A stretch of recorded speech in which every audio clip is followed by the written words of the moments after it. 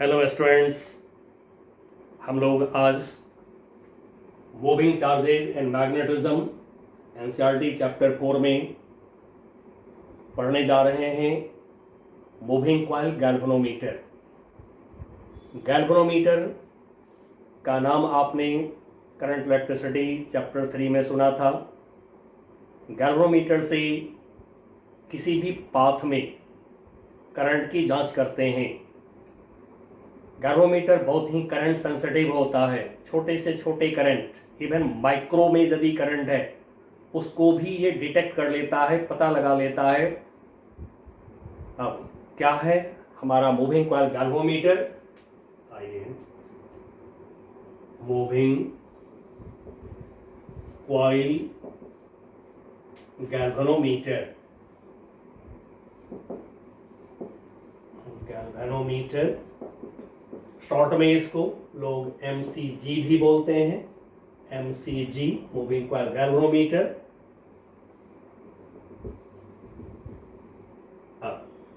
इसके पहले जो आपने पढ़ाई करी है, साइक्लोट्रॉन पढ़े हैं, मोशन ऑफ चार्ज पार्टिकल पढ़े, bite-Savart law, ampere circuit law, सारे पढ़े हैं चैप्टर 4 में। आप यदि किन्हीं का मिस किया हो, छूट गया हो कहीं, तो फिर मैं कहूँगा आप YouTube पे जाइए और YouTube पर आप टाइप करिए ठाकुर सर, सारे स्मॉल लेटर में टाइप करिए, आपको सारे लेक्चर्स मिल जाएंगे। फिर आप वहाँ से पूरी चैप्टर की कॉन्सेप्ट लीजिए, क्योंकि पूरी कॉन्सेप्ट होगा देन उसके बाद प्रॉब्लम सॉल्व करेंगे तो अच्छा होगा।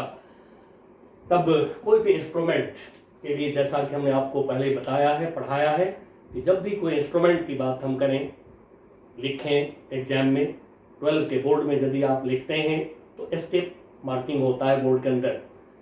हम लोग बोर्ड की भी बात करते हैं, कंपटीशन की भी बात करते हैं, दोनों लेके चल रहे हैं। तो वहाँ पर स्टेप राइटिंग करेंगे हम लोग। सबसे पहले कोई भी इंस्ट्रूमेंट का हमें प्रिंसिपल लिखना चाहिए। तो क्या है प्रिंसिपल? MCG का प्रिंसिपल क्या है? चलिए मेंशन करिए। अ coil carrying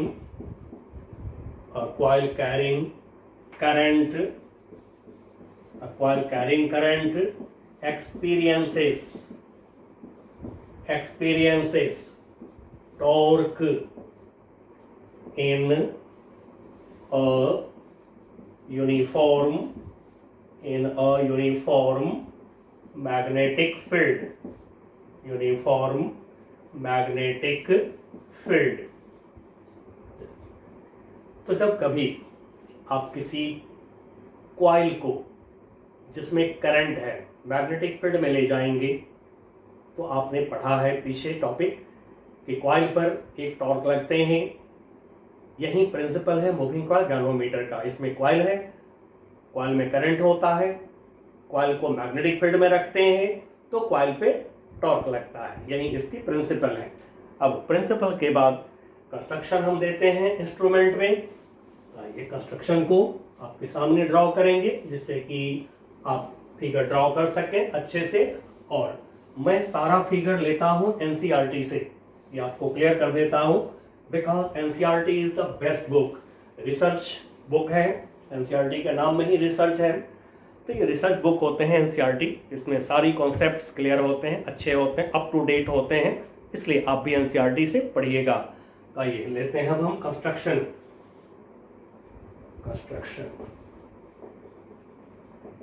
पहले फिगर की ड्राइंग कर लेते हैं, फिर सारे पार्ट्स की नेमिंग कर लेंगे। तो इसमें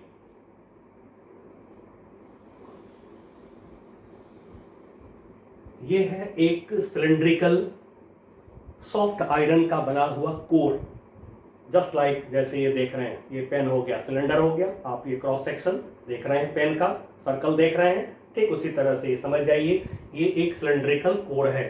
सिलेंडर के शेप में सॉफ्ट आयरन का बना हुआ ये एक कोर है। कोर का मतलब होता है अंदर का पार्ट। अब ये जो सॉफ्ट आयरन का बना हुआ कोर है, ये कोर एक कॉइल के अंदर होता है, एक रेक्टेंगुलर कॉइल के ये अंदर होता है। अब मैं कॉइल दिखाने जा रहा हूँ, 3D में इसको दिखाना पड़ता है। चलिए 2D में भी मैं थोड़ा फिगर दिखा दूंगा आपको।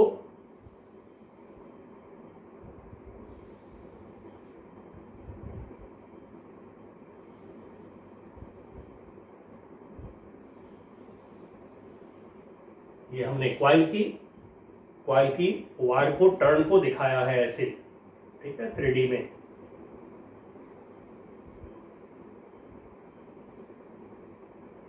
ये हो गया क्वाइल। अब ये जो क्वाइल है, ये सॉफ्ट आयरन कोर है, ये सेंटर में, ठीक है, थोड़ा सा ऊपर नीचे हो गया है, बट सेंटर में इसको रखना चाहेंगे हम लोग। तो ये सेंटर में, बिल्कुल सेंटर में जो है ये पाइवोटेड होता है। पाइवोट का मतलब कील होता है, कील ठोका हुआ है इस तरह से, ये सेंटर में। अब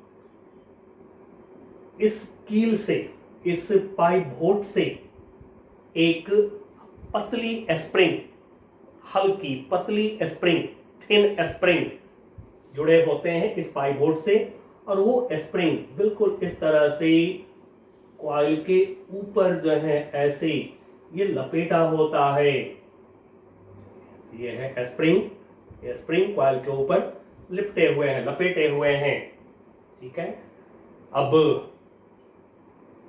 ये जो सिस्टम है, ये सिस्टम एक मैग्नेट के 2 पोल्स के अंदर होते हैं। अब वो जो मैग्नेट के पोल्स हैं, ये पोल्स कॉनकेव शेप का होता है, यानी स्फेरिकल शेप है, कॉनकेव शेप है, स्फेरिकल शेप है पोल की। अब ये हमने सपोज कर लिया मैग्नेट की नॉर्थ पोल, बिल्कुल सेम साइज में सपोज कर लेंगे। इधर ये मैग्नेट की साउथ पोल, इस तरह से मैग्नेट के 2 पोल्स के अंदर ये रखे गए हैं इस सिस्टम को, south pole of the magnet. अब जैसा कि हमें पता है, magnetic field line north pole से इमर्ज होते हैं, साउथ पोल में जाते हैं, साउथ पोल में एंटर करते हैं। तो चलिए दिखाते हैं। सेंटर अप्रॉक्स, ये जो पोल है कॉनकेव शेप है, इसको एक स्फीयर का पार्ट समझते हुए, ऐसे मनी मन एक स्फीयर सपोज कर लीजिए, जिसकी सेंटर यहाँ पर पाइवोट पर सपोज करते हुए, और मैग्नेटिक फील्ड लाइन को अब हम दिखा रहे हैं। ये मैग्नेटिक फील्ड लाइन नॉर्थ से इमर्ज, साउथ में मर्ज, मैग्नेटिक फील्ड लाइन नॉर्थ से इमर्ज, साउथ में मर्ज। उसी तरह से मैग्नेटिक फील्ड लाइन नॉर्थ से इमर्ज, साउथ में मर्ज।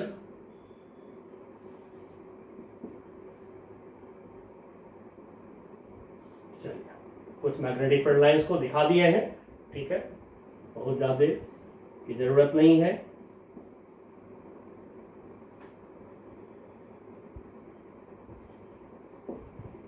ठीक है, इस तरह से।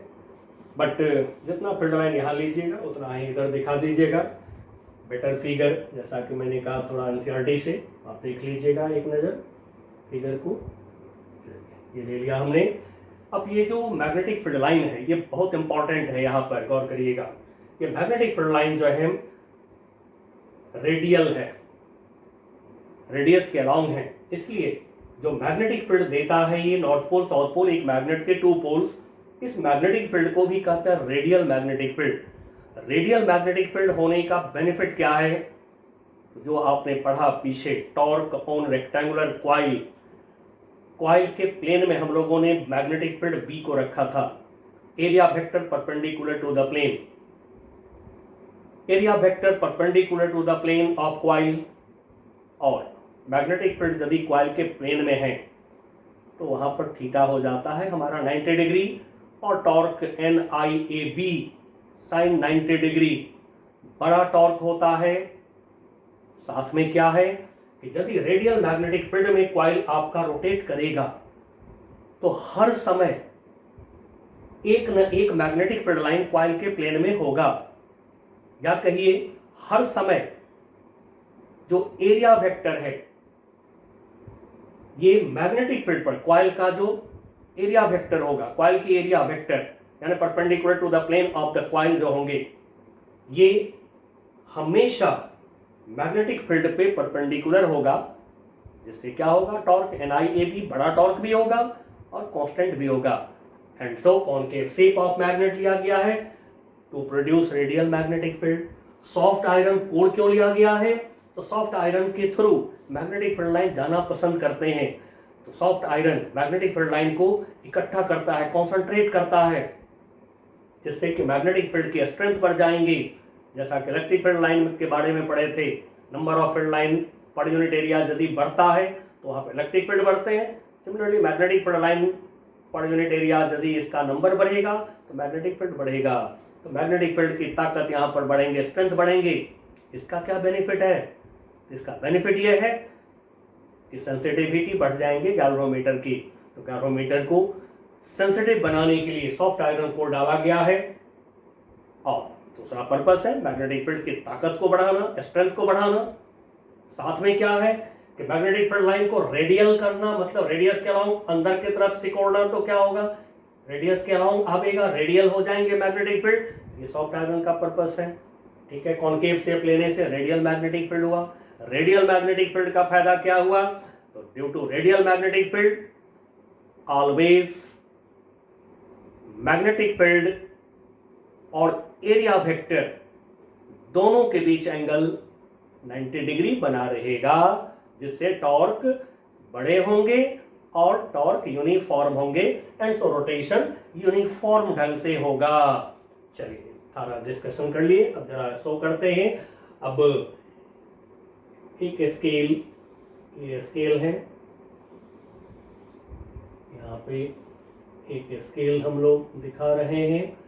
अब एक स्केल बना होता है, ये स्केल ऑफ गैल्वेनोमीटर हो गया। अब स्केल पर डिफ्लेक्शन रीड करने के लिए एक पॉइंटर जो है ये स्प्रिंग से जुड़े होते हैं, बाद में नेमिंग कर देंगे, स्प्रिंग से जुड़े होते हैं। बट जनरली हमारे बुक्स में लोग यहाँ से दिखाते हैं पॉइंटर को। चलिए दिखा दे रहे हैं, ये हो गया पॉइंटर। अब एक मैग्नेट के ये 2 पोल्स हैं, इन सो इसको ऐसे एज अ सिस्टम ये दिखा दिए, मतलब एक सिस्टम ये हो गया, एक सिस्टम।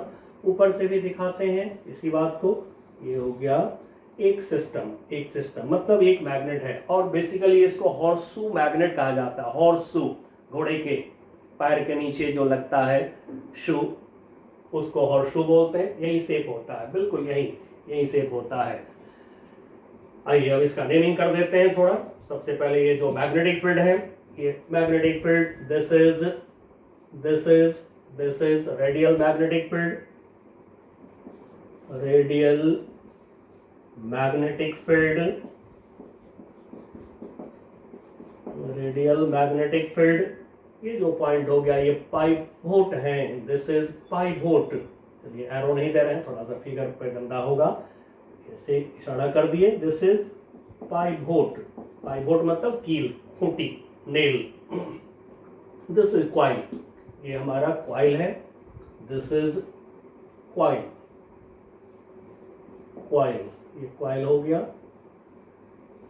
अब ये है स्प्रिंग, इधर से लिख दे रहा हूं, इधर भी लिख सकते हैं, इधर लिख देता हूं मैं इसको, दिस इज स्प्रिंग,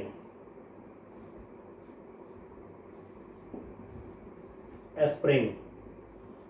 ठीक है, अब ये स्प्रिंग को SP से डिनोट कर दे रहा हूं, ओनली S नहीं लिख करके। या चलिए ऐसे स्प्रिंग लिख दिए, छोड़िए। नाउ अब 2 पोल्स ऑफ मैग्नेट NS, ये हो गया मैग्नेटिक फील्ड लाइन। हम लोगों ने दिखा लिया, नॉर्थ से इमर्ज, साउथ में जा रहा है फील्ड लाइन। और अब ऊपर आते हैं पॉइंटर, दिस इज पॉइंटर। अब ये पॉइंटर जो है एल्यूमिनियम का बना हुआ हल्का सा पॉइंटर होता है, जो चलते हैं स्केल पर। ये स्केल हो गया, स्केल ऑफ गैल्वेनोमीटर, स्केल हो गए। Soft iron core, this is soft iron core, इसका भी नेमिंग कर दीजिए कहीं पर। चलिए यहाँ पर मैं नेमिंग कर दे रहा हूँ, सॉफ्ट आयरन कोर। सारे टर्म के नेमिंग हो गया। अब आइए स्टेटमेंट, इस फिगर को मेंशन कर दीजिए, लिख दीजिए, डिफाइन करिए। इट कंसिस्ट ऑफ या it is made of, it consist of, यानी ये बने होते हैं किस चीज से, it consist of a multi turn coil. Multi turn मतलब बहुत सारे टर्न की ये जो क्वाइल है, बहुत सारे टर्न होते हैं इसमें, मल्टी टर्न क्वाइल। अब इस क्वाइल के अंदर सॉफ्ट आयरन कोर है, multi turn coil. Inside which there is a cylindrical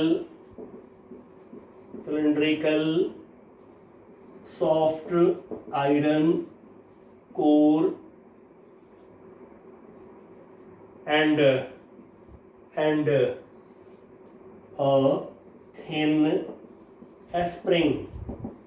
thin spring is owned, लपेटे हुए हैं, thin spring is owned on the coil पर ये लिपटे हुए हैं। The system, अब ये जो सिस्टम हो गया, the system, कौन सा system, core, coil and spring, ये जो सिस्टम हो गया, the system is pivoted, यानी कि नेल्ड, पिंड, गड़ा हुआ है, पाइवोटेड है मतलब गड़े हुए हैं एक कील में। System is pivoted eight the centre and the coil. तो यहाँ पर ये फिक्स नहीं है, इस तरह से पाइवोट किया गया है कि घूमने के लिए फ्री है क्वाइल आपका, at the centre and the coil is free to rotate, coil is free to rotate about a vertical axis, while एक vertical axis के about rotate कर सकता है। Now अब जो सिस्टम है इसको हम लोगों ने रखा है कॉन्केव शेप के मैग्नेट के पोल के अंदर। मैग्नेट के बारे में बता दीजिए, एक सिस्टम हमने बता दिया, इस सिस्टम के बारे में बता दिया, हम मैग्नेट के बारे में बता देते हैं। दिस सिस्टम मतलब ये जो क्वाइल कोर स्प्रिंग सिस्टम हुआ, this system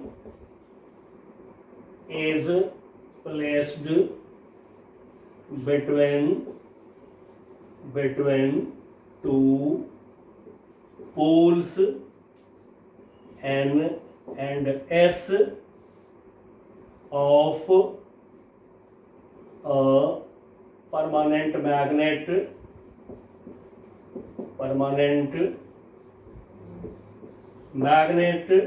and the shape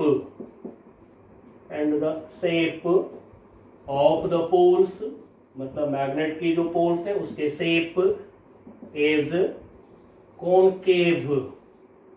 अब कॉनकेव क्यों, बहुत इंपॉर्टेंट ये जगह है, concave to produce a radial magnetic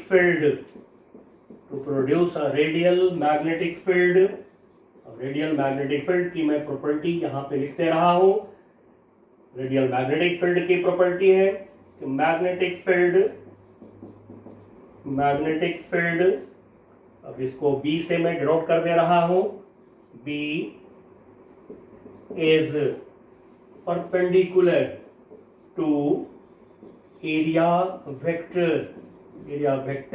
को A से A वेक्टर से नोट कर रहे हैं, area vector of the coil. अब ये है रेडियल मैग्नेटिक फील्ड की प्रॉपर्टी, इसको याद रखिएगा। और जैसा कि हमने आपको बता दिया कि यहाँ पे जो है रेडियल मैग्नेटिक फील्ड लिए गए हैं, उसके लिए मैग्नेट के पोल्स को कॉनकेव करा गया, उसके लिए सॉफ्ट आयरन कोर डाला गया है जिससे कि मैग्नेटिक फील्ड लाइन स्ट्रिंग करेगा, कॉन्सेंट्रेट करेगा, सॉफ्ट आयरन के थ्रू जाना पसंद करता है मैग्नेटिक फील्ड लाइन, तो मैग्नेटिक फील्ड को रेडियल कर देगा, साथ में जो कोड है मैग्नेटिक फील्ड की ताकत को भी बढ़ाता है टू इंक्रीज सेंसिटिविटी।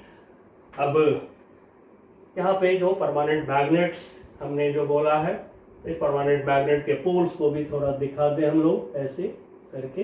ये दोनों पोल को ऐसे इशारा कर रहे हैं। Permanent magnet, permanent magnet,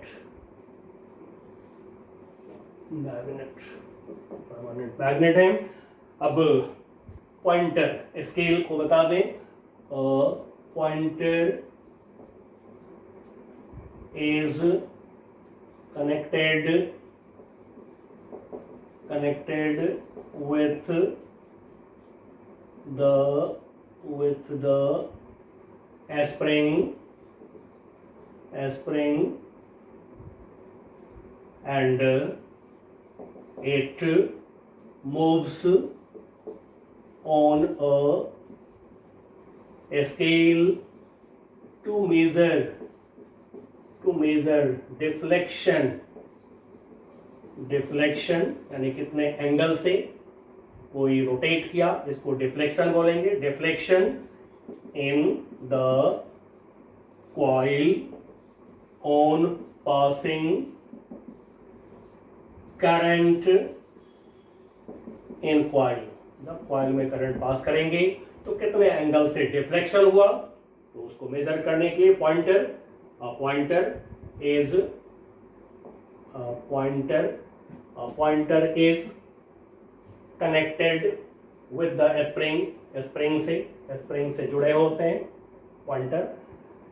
and it moves on a scale, जो स्केल दिखाए हैं ये स्केल है हमारा, इस स्केल पर चलते हैं to measure deflection in the coil on passing current in coil. Coil में करंट देंगे तो कॉइल रोटेट करेगा, तो कितना एंगल से कॉइल रोटेट किया, इस डिफ्लेक्शन को मेजर करने के लिए स्केल लगा दिए गए हैं।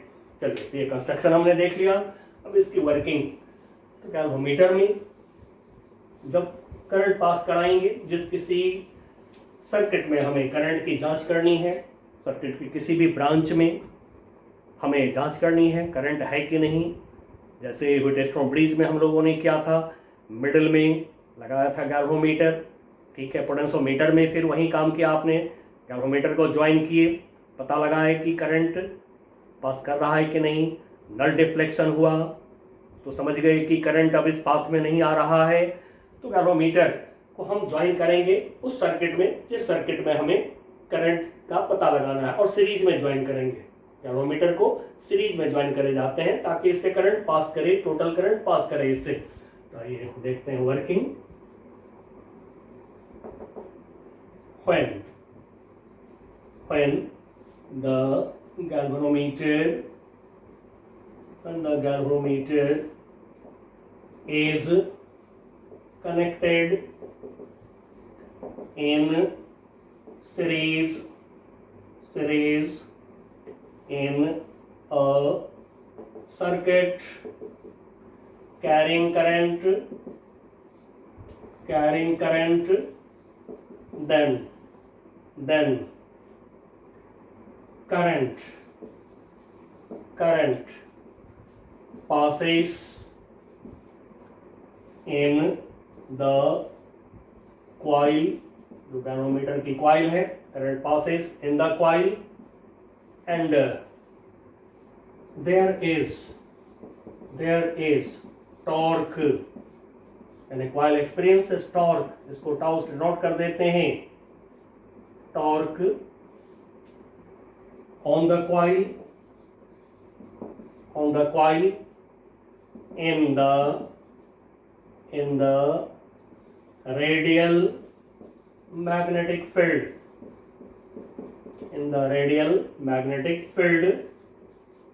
अब रेडियल मैग्नेटिक फील्ड होगा तो वहां पर हम लोग थीटा इक्वल टू लेंगे 90 डिग्री, जैसा कि हमने बताया। एरिया वेक्टर और B vector, area vector coil का जो एरिया वेक्टर है परपेंडिकुलर टू द प्लेन, और जो मैग्नेटिक फील्ड वेक्टर है बी, दोनों के बीच का एंगल 90 डिग्री, ठीक है।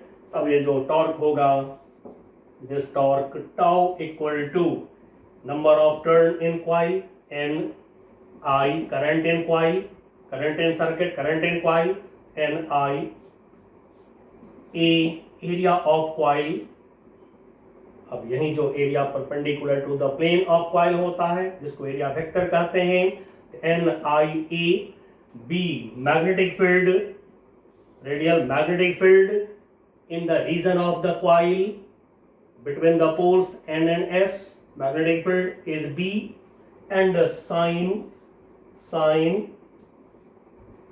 थीटा जो टॉर्क का इक्वेशन है sin 90 डिग्री,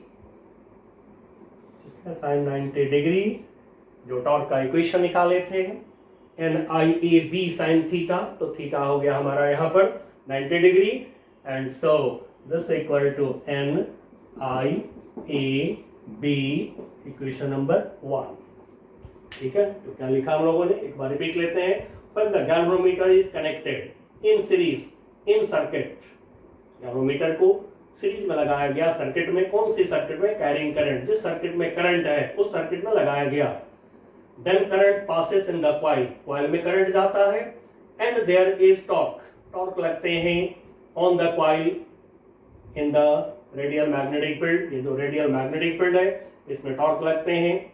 अब टॉर्क लगेगा तो क्या होगा, कॉइल रोटेट करेगा, जब कॉइल रोटेट करेगा तब क्या होगा, तो जैसे ही कॉइल रोटेट करता है तो ये जो स्प्रिंग है इस स्प्रिंग को ट्विस्ट कर देता है, बिल्कुल इस तरह से स्प्रिंग को ऐसे ट्विस्ट कर देता है, एकदम सारे टर्न को क्लोज कर देता है, ऐसे ऐंठ करके सारे टर्न को क्लोज कर देता है।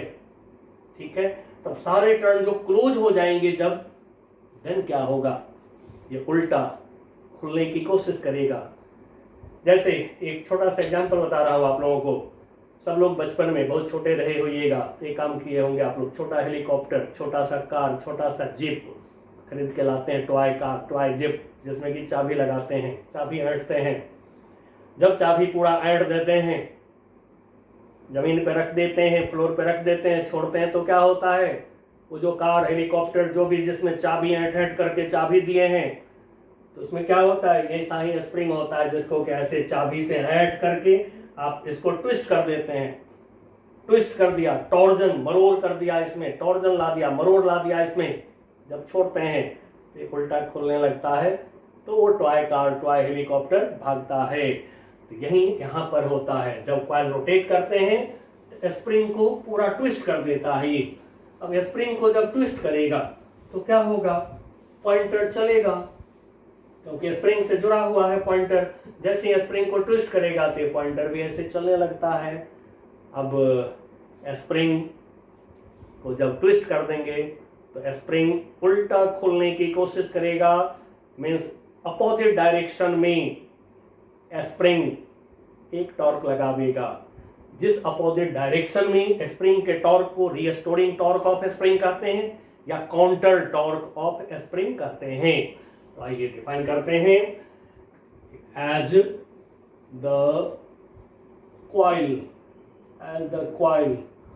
rotates due to this torque, there is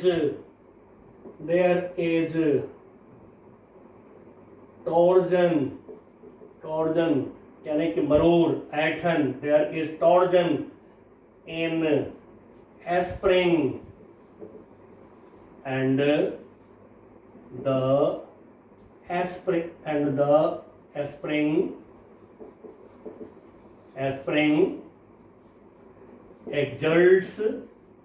exerts लगाते हैं, spring applies, spring exerts counter torque, उल्टा टॉर्क, काउंटर टॉर्क यानी अपोजिट टॉर्क, अपोजिट डायरेक्शन में टॉर्क, जिस डायरेक्शन में कॉइल ने रोटेट किया है स्प्रिंग को उसके उल्टे डायरेक्शन में टॉर्क को कहते हैं काउंटर टॉर्क। ठीक है, काउंटर टॉर्क या फिर रीस्टोरिंग टॉर्क भी बोल सकते हैं, रीस्टोरिंग यानी कि अपनी जगह पे लाने वाला, रीस्टोरिंग टॉर्क। अब इस टॉर्क को मैं सपोज कर देता हूं counter torque, restoring torque tau dash on the coil, ये कॉइल पे स्प्रिंग लगाता है, opposite torque as the coil rotates, इस मैग्नेटिक टॉर्क की वजह से कॉइल रोटेट करता है, as the coil rotates due to this torque, इस टॉर्क की वजह से देयर इज टॉर्जन, मरोड़, एटन, spring in spring and the spring exerts counter torque, restoring torque tau dash on the coil. अब देखिए जब सीधा और उल्टा टॉर्क लगेगा तो फिर वहां पर क्या होगा, चलता जा रहा है pointer due to magnetic torque, spring में टॉर्जन बढ़ता जा रहा है। एक समय ऐसा आवेगा जब स्प्रिंग के टॉर्क, काउंटर टॉर्क और मैग्नेटिक टॉर्क दोनों इक्वल हो जाएंगे। देन क्या होगा, पॉइंटर का चलना बंद हो जाएगा, कॉइल का रोटेशन स्टॉप हो जाएंगे। तो मेंशन कर दीजिए when these two torques,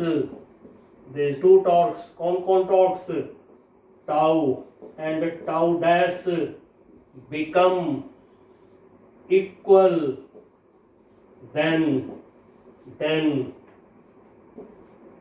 there is equilibrium, rotational equilibrium भी बोल सकते हैं, equilibrium of the coil, equilibrium of the coil का इक्विलिब्रियम आ जाता है, यानी कॉइल रेस्ट में आ जाते हैं, इक्विलिब्रियम यानी कि कॉइल रेस्ट में आ जाते हैं। There is equilibrium of the coil and the deflection in the coil is phi in equilibrium, अब टाउ डैश हो गए, टाउ डैश की value, then tau dash equal to, अब देखिए कॉइल और स्प्रिंग दोनों एक साथ अटैच हैं। रोटेशनल मोशन में जितने एंगल से एक बॉडी रोटेट करते हैं उसके सारे पार्टिकल भी उतने ही एंगल से रोटेट करता है। एंड सो जितने एंगल से कॉइल रोटेट करेंगे उतने ही एंगल से ट्विस्ट होगा हमारा spring. And so in equilibrium of coil equilibrium आ गया, and the deflection in the coil is phi, मतलब steady state deflection in equilibrium, deflection of coil is phi, and this phi is measured by the pointer, so tau dash equal to k into phi, पर mention करिए, पर k is called torsion constant of the spring, torsion constant of the spring कहते हैं इस k को। अब ये k जैसे स्प्रिंग में आप लोग पढ़े हैं क्लास 11 में, F equal to K X minus K X, F equal to minus K X जो पढ़े हैं स्प्रिंग में, तो वहाँ पर k को क्या कहते हैं, स्प्रिंग कांस्टेंट कहते हैं। बिल्कुल वही बात यहाँ पर है। रोटेशनल मोशन में torque tau dash of spring, counter torque of spring, के फाई, के का नाम है टॉर्जन कांस्टेंट, और ये जो के है दिस के is called restoring torque per unit twist, per unit angle. ठीक है, लिखना चाहें तो लिख लीजिए, ब्रैकेट में लिख करके रख लीजिए कि इज कॉल्ड, सॉरी ये तो लिख चुका है, इसको डिफाइन करें, torsion constant of the spring, यहां से लिखिएगा, torsion constant of the spring is it's restoring torque per unit twist मतलब एंगल। अब इक्वल कर दीजिए, इक्विलिब्रियम में दोनों टॉर्क तो इक्वल हैं हमारे, तो फिर hence tau equal to tau dash, equilibrium बोल चुके हैं। ठीक है, इक्विलिब्रियम की कंडीशन में दोनों टॉर्क इक्वल होंगे हमारे, तो tau equal to tau dash, ये हो गया N I N I A B equal to K into phi, यहाँ से मैं फाइव इक्वल टू कर दे रहा हूँ, phi equal to N A B, K constant को एक जगह कर दिया मैंने, एन ए बी कांस्टेंट, और आई को इसके बाद लिख दे रहा हूँ, एक साथ भी लिख सकते हैं, इक्वेशन 3। और अब यहीं पर एक बात मैं आपको और बताना चाहूँगा, ये जो इक्वेशन आया है, ये इक्वेशन आपको याद रखना आसान होगा, इससे सारे प्रॉब्लम सॉल्व हो जाते हैं मूविंग कॉइल गैल्वेनोमीटर का। एंड सो मैं यहाँ पर थोड़ा सा मार्क कर दे रहा हूँ आपको, इस इक्वेशन पे नज़र रखे रहिएगा तो सारे प्रॉब्लम आपके सॉल्व हो जाएंगे। तो ये था हमारा मूविंग कॉइल गैल्वेनोमीटर।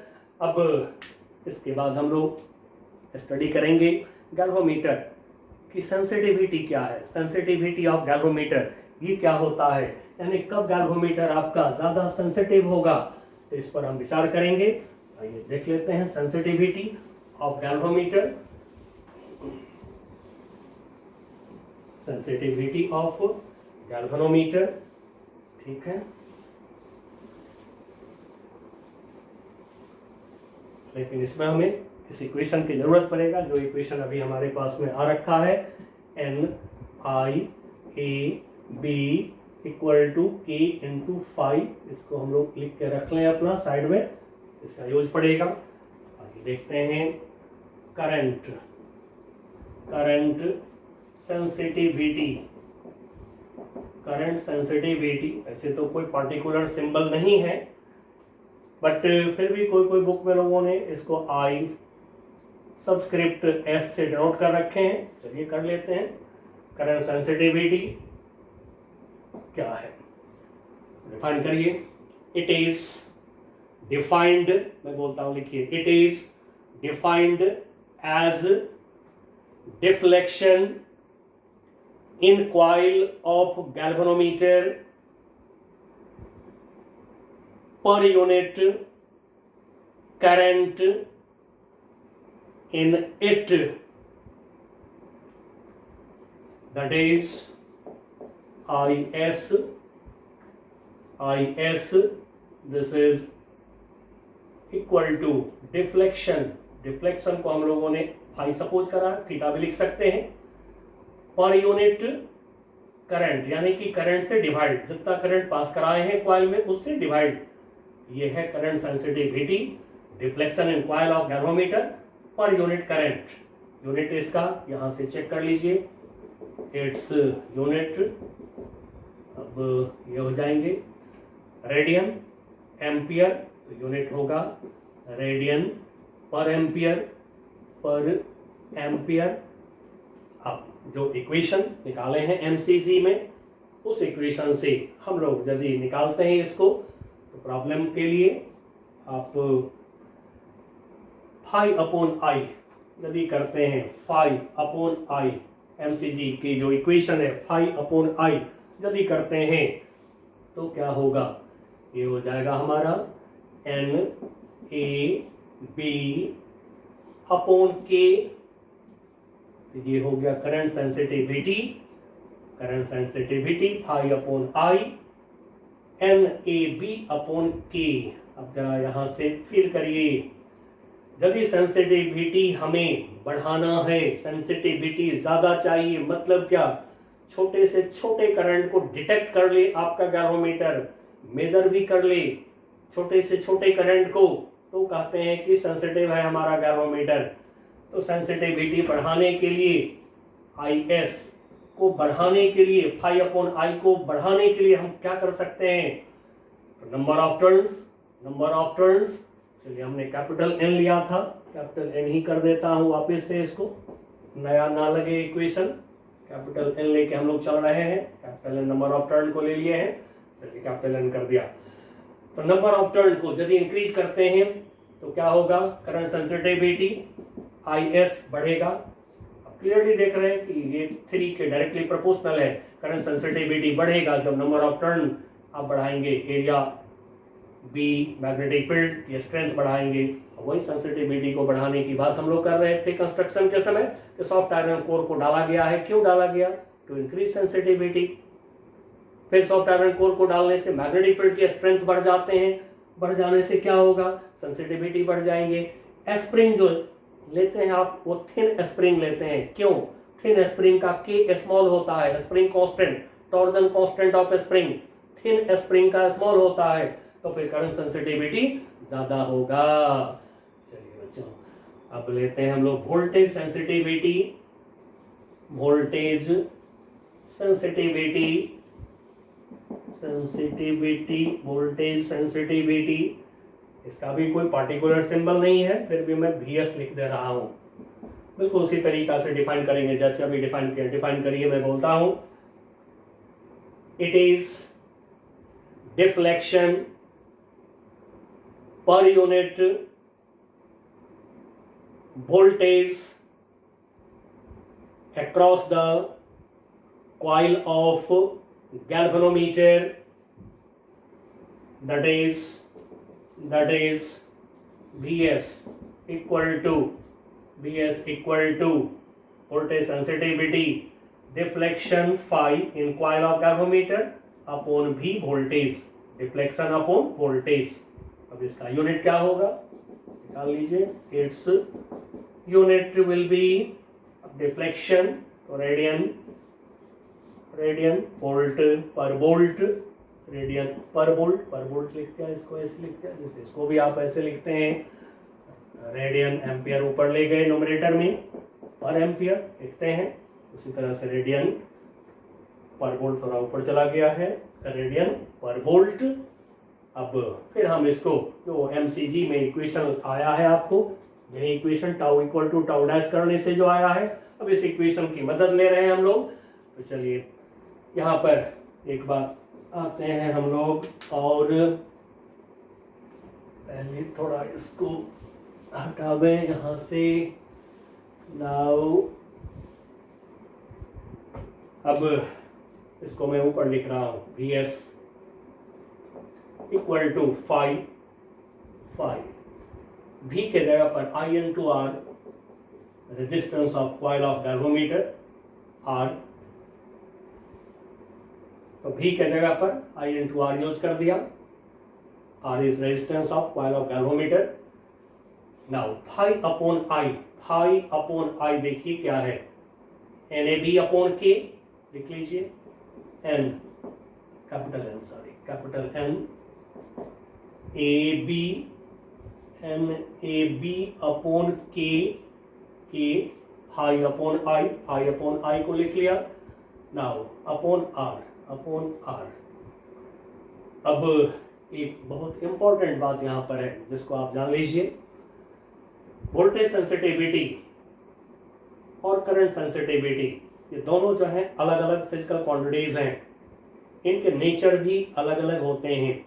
जैसे करंट सेंसिटिविटी में यदि आपने नंबर ऑफ टर्न को बढ़ाया तो current sensitivity phi upon I बढ़ जाएंगे, इंक्रीज हो जाएंगे। लेकिन वोल्टेज सेंसिटिविटी में यदि आप नंबर ऑफ टर्न्स को बढ़ाते हैं तो वोल्टेज सेंसिटिविटी नहीं बढ़ता है। मतलब कि करंट सेंसिटिविटी को यदि आपने चेंज किया, it is not necessary that voltage sensitivity will change. Voltage sensitivity बदल जाएंगे, इट इज नॉट नेसेसरी, ये जरूरी नहीं है। क्यों नहीं जरूरी है? तो आपको पता है resistance is proportional to L and number of turn proportional to L। तो देखिए क्या हो गया, यहां से R प्रोपोर्शनल टू N हो जाएंगे। नंबर ऑफ टर्न्स यदि ज्यादा लेंगे कॉइल में, तो नंबर ऑफ टर्न्स यदि कॉइल में ज्यादा लिया आपने तो वायर की लेंथ आपको ज्यादा लेना पड़ेगा। वायर की लेंथ ज्यादा लेंगे तो रेजिस्टेंस भी ज्यादा होगा। एंड सो ये जो रेशियो है N अपॉन R, ये रेशियो डायरेक्टली प्रोपोर्शनल है R और N। And so N upon R जो है, N अपॉन R ये हो जाएंगे कांस्टेंट, ये कांस्टेंट होंगे। डायरेक्टली प्रोपोर्शनल का रिश्ता है इन दोनों में। And so voltage sensitivity remains same if we change current sensitivity. चलिए बच्चों, गैल्वेरोमीटर से रिलेटेड सारा काम कर लिए हैं, कॉन्सेप्चुअल्स वगैरह भी सब बता दिया हूँ। ठीक है, अब हम अगली क्लास में मिलते हैं, तो फिर गैल्वेरोमीटर से अमीटर वोल्ट मीटर बनाना सीखेंगे। तब तक के लिए बाय बाय।